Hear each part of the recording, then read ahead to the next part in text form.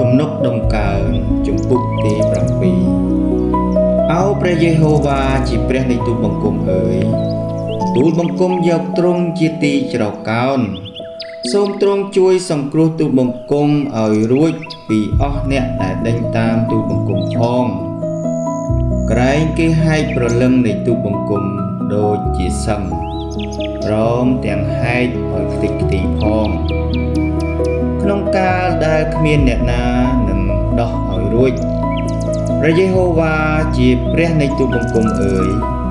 បើសិនជាទូលបង្គំបានធ្វើដូច្នេះ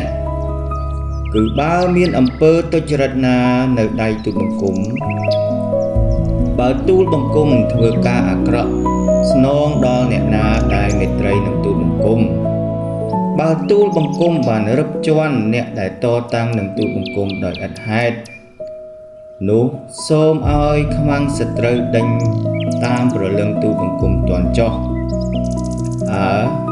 សូមឲ្យគេញោមញីជីវិតទូលបង្គំចុះដល់ដីហើយបង្អាប់យុះទូលបង្គំនៅក្នុងធូលីដីផងអោព្រះយេហូវ៉ាអើយ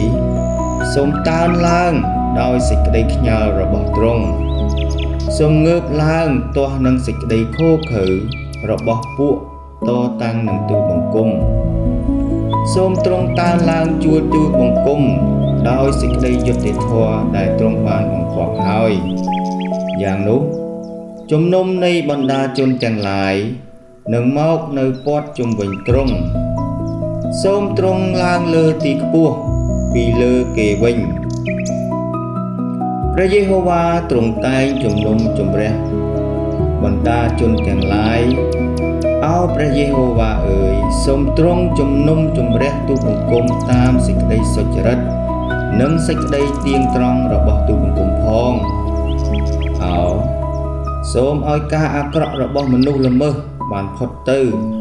តែសូមតាំងមនុស្សសុចរិតឲ្យខ្ជាប់ខ្ជួនឡើងត្បិតព្រះដ៏សុចរិតទ្រង់សាកលោចិត្តថ្លើមខែលនៃទូលបង្គំនៅជាមួយនឹងព្រះដែលទ្រង់ជួយសង្គ្រោះមនុស្សមានចិត្តទៀងត្រង់ព្រះទ្រង់ជាចៅក្រមសុចរិត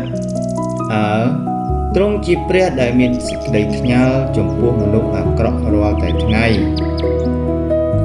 បើអ្នកណាមិនប្រែចិត្តនោះទ្រង់នឹងសំលៀងដាវទ្រង់បានយឹតដំឡើងធ្នូជាស្រេចទ្រង់ក៏រៀបចំគ្រឿងដែលសម្រាប់សម្លាប់គេទុករួចហើយទ្រង់ធ្វើព្រួញឆេះទុកសម្រាប់បាញ់មើលគេឈឺនឹងសម្រាលការទុច្ចរិតរបស់គេក៏មានផ្ទៃពោះជាសេចក្តីអាក្រក់ហើយសម្រាលចេញជាសេចក្តីកំពូត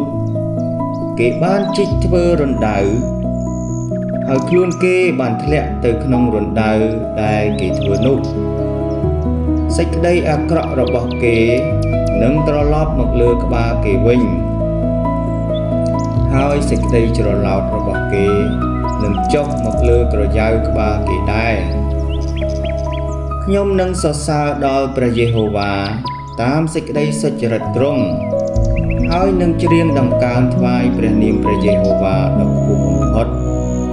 អាមែនអាមែនហាឡេលូយ៉ាហាឡេលូយ៉ាអរគុណព្រះអង្គ